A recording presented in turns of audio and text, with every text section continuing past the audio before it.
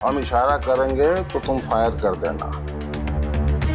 वो लोग अगर जवाबी फायरिंग करेंगे तो हम कवर कर लेंगे, बुझे? अगर हम बीच में आ गए तो?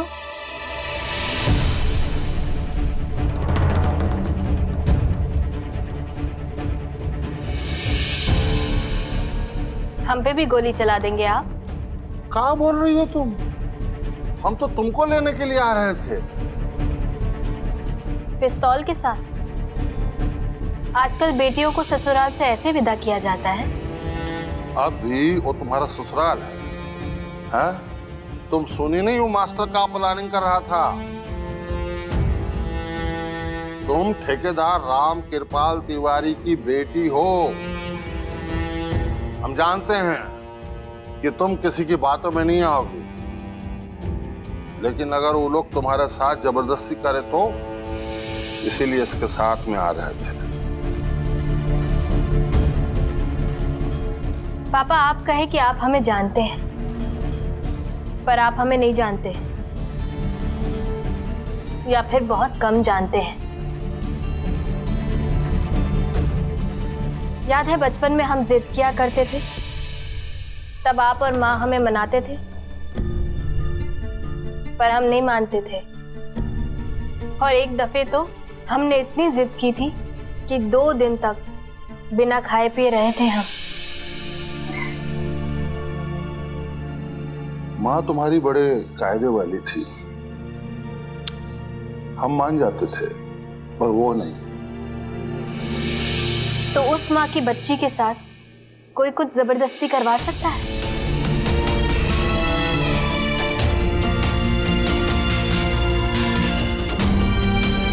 हम भी आप ही की तरह नरम है पापा, पर माँ की तरह कायदे के सख्त। अपना खून मत जलाइए पापा, अपनी शान मत खटाइए। हमारी मर्जी के बगैर हमारी शादी तो क्या, हमारी कोई बेइज्जती भी नहीं कर सकता। पर अगर आप एक मासूम लड़की के विवाह में रोक लगा दें और आपके चलते उसकी जिंदगी बर्बाद हो जाए, तो इससे आपकी बेइज्जती जरूर होगी, और आपके साथ हमारी भी। ये तुम कह रही हो वो लोगों के लिए जो तुम्हारी जिंदगी तबाह करने पे तुले हुए।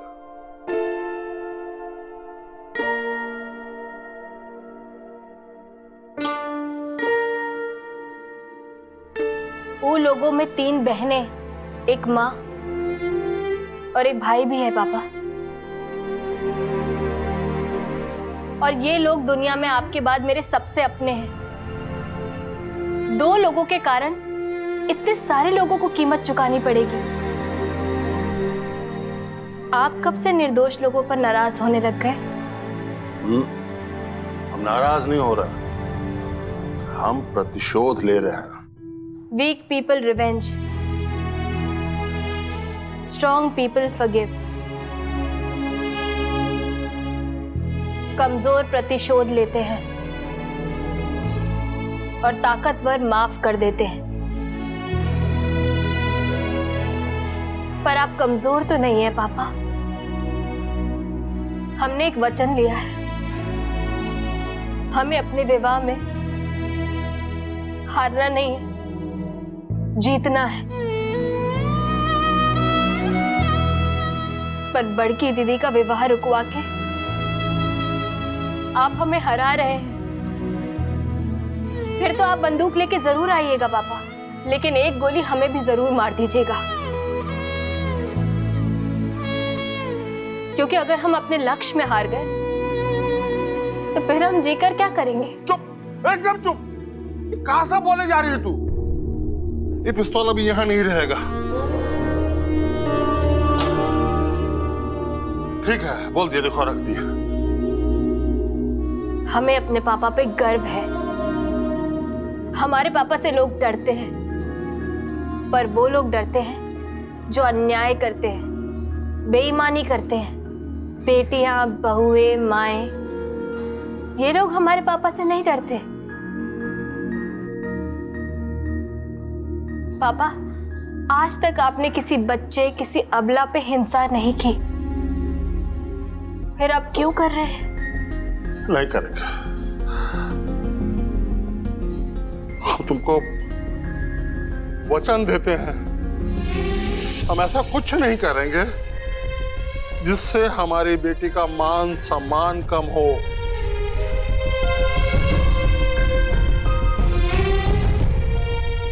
तेरे लक्ष्य में हम बाधा नहीं बनेंगे। तुम्हारा और अपना मान नहीं घटाएंगे। तुम जीतोगी, हम साथ में हैं तुम्हारे। बड़की की शादी होगी, कोई बाधा नहीं पड़ेगी, वचन देते हैं।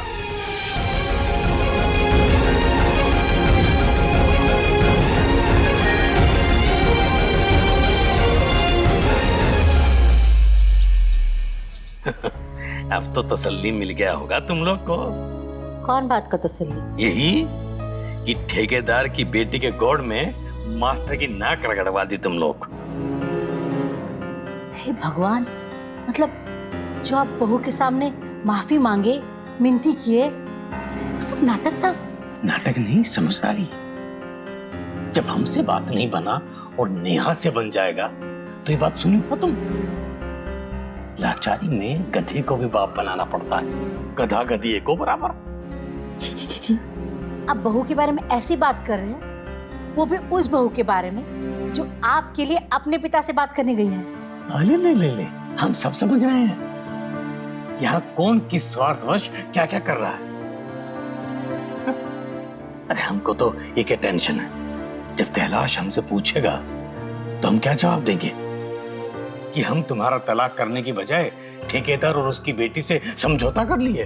ओहो, तभी हम सोचे जो आदमी इतना दिन नहीं सुधरा वो इतना अचानक कैसे बदल गया। बदलना पड़ता है बड़की की अम्मा, बदलना पड़ता है धन और बेटी के लिए, नहीं तो दोनों का सत्यानाश। बूझ रही हो तुम? हम सब बूझ रहे, पर आप नहीं बूझ रहे हो। आपको क्या लगता है ठेकेदार और बहू की आंख में धूल झोंक के आप कैलाश का मनमानी कर पाएंगे? करके तो देखिए। अभी तक तो ये बात सिर्फ आप और हम ही जानते हैं ना। अगर गलती से भी कैलाश के तलाक का बात समाज में बाहर आ गया ना, तो बड़की तो छोड़िए, दूसरा कौनो बेटी का ब्याह नहीं होगा। कभी सोचे इस बारे में? अभी हमारी मंजली और छुटंके की शादी में टाइम है, टाइम, समय। और बड़की, अगर पांडे को पता चला कि इस घर में तलाक हो रहा है तो वो करेगा इस घर में शादी? कैंसिल करना पड़ेगा शादी।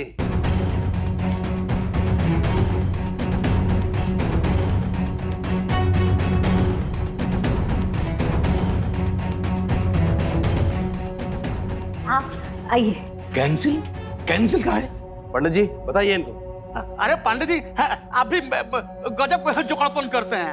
अभी यजमान सीरियस जाएंगे ना तो फक से परा निकल जाएगा।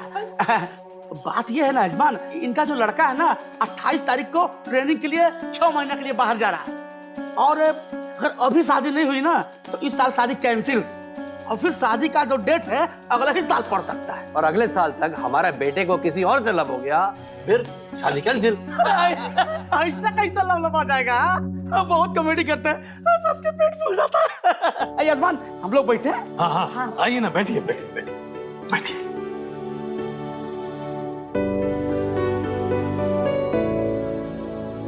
पंडित लंबोदर शास्त्री सब जानते हैं। अरे यजमान, डोंट चिंता नॉट फिकर, लंबोदर शास्त्री हियर। तो फिर किस बात का डर है? अगले 5 दिन बाद टनाटन शुभ मुहूर्त निकाले शादी का। और हमारा भी विचार वही है, लेकिन इसके लिए आपको कलर तिलक करना पड़ेगा। हाँ कल? हाँ। अरे कैसी बात कर रहे हैं? कल कैसे होगा? तिलक कोई खेल है? अरे इंतजाम करना पड़ता उसके लिए। और पांडे जी, वो तिलक का बेसिक तैयारी तो आप ही को ना करना है। अरे आप उसका चिंता छोड़ दीजिए, रातों रात को सारा इंतजाम हो जाएगा। बस आपको तो कल धोती कुर्ता पहनकर कल शाम 8 बजे तिलक लेकर हमारा रेसिडेंस में पहुंचना है। पहुंच जाएंगे ना? अरे इतना तो कर सकते हैं ना कि धोती कुर्ता पहनाने हम पहुंच जाए आपके घर में। ये सब बात ठीक नहीं है। देखिए, पहले आपने बिना नोटिस के शादी का डेट और फिर तिलक का डेट। अरे तो क्या करें? कैंसिल करते हैं। नहीं नहीं भाई साहब, हम सब संभालेंगे। उफ, ये तो वैसे भी ज्यादा टेंशन लेते हैं, और इनको कौन सी तैयारी करनी है? तैयारी तो हमको करनी है, और रुमाल और शूटिंग की है ना, पटा देंगे हमारा हाथ। तो फिर इसी बात में हलवा पूरी हो जाए। हाँ हाँ भाई साहब, जरूर खिलाएंगे। अब इतनी बड़ी खुशखबरी है, हमारी बड़की का तिलक का तारीख पक्का हो गया है, इससे बड़ा और क्या होगा। हम अभी तैयारी करते हैं। बड़की, हमको तो ऐसा लग रहा है ना, यजमान खुश नहीं है। You are not happy. क्या फालतू बातें कर रहे हैं? हम खुश हैं, देखिए बहुत खुश हैं। वो अलग बात है कि हमको ये सब इमोशन दिखाने का कम आदत है। यजमान जी, आप तो पहले बहुत बेसी इमोशन दिखाते थे, अब क्या हुआ? आपके इमोशन को लूज मोशन हो गया।